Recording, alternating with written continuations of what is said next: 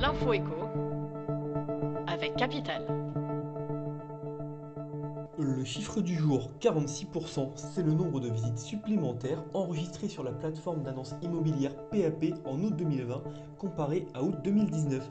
Voilà un chiffre qui démontre la frénésie des acheteurs.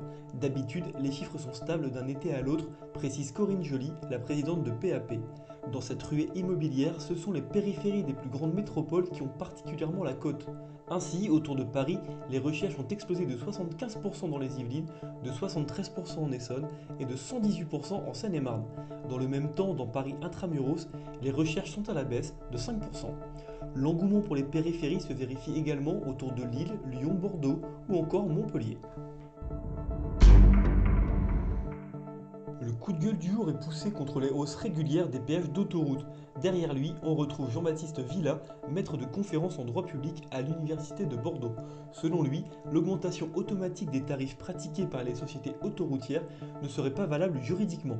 Interrogé par Capital, cet expert explique que même si le principe de telle hausse est écrit dans les accords passés entre ces sociétés et l'État, ces contrats ne sont pas corrects.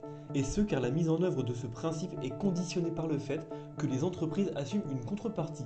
Cette contrepartie se traduirait par des charges supplémentaires chaque année pour ces sociétés.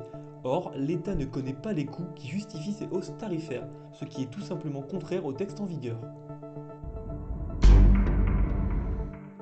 L'info pratique capitale. Canal+, RMC Sport, beIN Sport et désormais Téléfoot. Pour éviter de payer un abonnement à l'une de ces chaînes de sport, les internautes sont de plus en plus nombreux à s'équiper d'un boîtier IPTV. Acheter quelques euros, il leur permet de voir leur compétition préférée derrière leur écran. Mais cette pratique n'est pas sans risque. Sur le plan légal, tout d'abord, recourir à un tel service s'apparente à de la contrefaçon, puni de 3 ans d'emprisonnement et de 300 000 euros d'amende. Sachez aussi que certains boîtiers peuvent présenter des portes d'entrée pour des logiciels malveillants et autres virus informatiques. Rendez-vous sur notre site pour connaître les risques de cette pratique.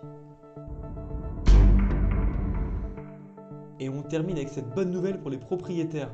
Les personnes squattant un bien immobilier qui ne leur appartient pas pourront bientôt en être expulsées au bout de 3 jours. La ministre en charge du logement Emmanuelle Vargon a annoncé soutenir un amendement en ce sens.